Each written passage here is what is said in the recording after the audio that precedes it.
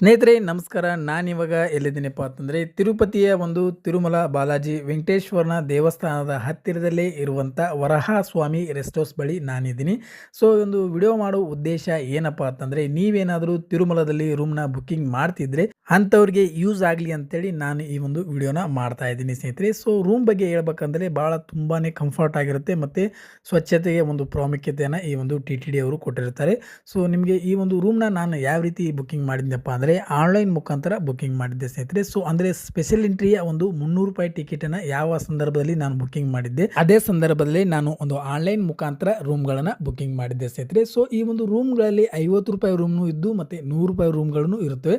So ನಾನು ರೂಮ್ನ ₹100 booking ಮಾಡ್ಕೊಂಡಿದ್ದೆ ಸ್ನೇಹಿತರೆ. ಬುಕ್ಕಿಂಗ್ ಮಾಡ್ಕೊಂಡು ನಾನು ದರ್ಶನಕ್ಕೆ ಬರ್ತೀನಲ್ಲ ತಿರುಪತಿಗೆ. ಸೊ ದರ್ಶನಕ್ಕೆ ಬಂದಾಗ ಅಲ್ಲಿ ಒಂದು CRO ಆಫೀಸ್ ಅಂತ ಇರುತ್ತೆ ಸ್ನೇಹಿತರೆ. ಅದೇ ಒಂದು CRO ಆಫೀಸ್ ಬಳಿ ಒಂದು ARP ಕೌಂಟರ್ ಸಹಿತ ಇರುತ್ತೆ. ಅಂದರೆ ARP ಕೌಂಟರ್ನ ಒಂದು ಆಫೀಸ್ ಇರುತ್ತೆ. ಅಂದರೆ ಅದು ARP ಕೌಂಟರ್ ಒಂದು ಆನ್ಲೈನ್ನಲ್ಲಿ ಬುಕ್ಕಿಂಗ್ ಮಾಡಿರುವಂಥ ರೂಮ್ಗಳಿಗೆ ಸೊ ಅಂದರೆ ಅಲಾಟ್ಮೆಂಟ್ ಮಾಡುವಂಥ ಸ್ಥಳವಾಗಿರುತ್ತೆ. ಸೊ ಬಂದ ತಕ್ಷಣ ನಾನು ಒಂದು ARP ಕೌಂಟರ್ಗೆ ಹೋಗಿ ನನ್ನ ಒಂದು ಬುಕ್ಕಿಂಗ್ ಐಡಿಯಾಗಳನ್ನ ಡೀಟೇಲ್ಸ್ಗಳನ್ನ ಕೊಟ್ಟು ಒಂದು 10 ನಿಮಿಷಗಳಲ್ಲೇ ನನಗೆ ರೂಮ್ನ ಅಲಾಟ್ಮೆಂಟ್ ಮಾಡಿದರು. ಸೊ ಅಂದರೆ ನನ್ನ ರೂಮ್ ಯಾವ ಒಂದು ಸ್ಥಳದಲ್ಲಿ ಸಿಗುತ್ತೆ ಅಂತೇಳಿ ಅಲಾಟ್ಮೆಂಟ್ ಆಯಿತು. ಅಲಾಟ್ಮೆಂಟ್ ಆದ ತಕ್ಷಣ ನನಗೆ ಒಂದು ಮೆಸೇಜ್ ಬರುತ್ತೆ. ಅಂದರೆ ನನ್ನ ಮೊಬೈಲ್ಗೆ ಒಂದು ಮೆಸೇಜ್ ಬರುತ್ತೆ, ವರಹ ಸ್ವಾಮಿ ರೆಸ್ಟ್ ಹೌಸ್ನಲ್ಲಿ ನಿಮ್ಮ ರೂಮ್ ಅಲಾಟ್ಮೆಂಟ್ ಆಗಿದೆ ಅಂತೇಳಿ ಮೆಸೇಜ್ ಬರುತ್ತೆ.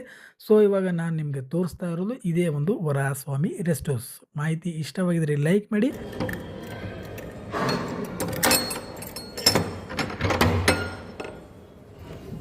ಲೈಟ್ ಹಚ್ಚಿ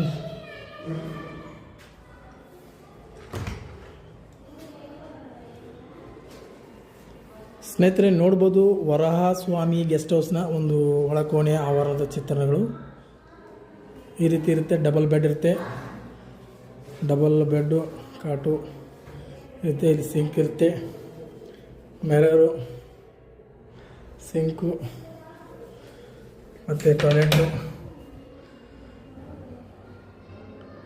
ಈ ರೀತಿ ಇರುತ್ತೆ. ಸೊ ಚೆನ್ನಾಗಿದೆ.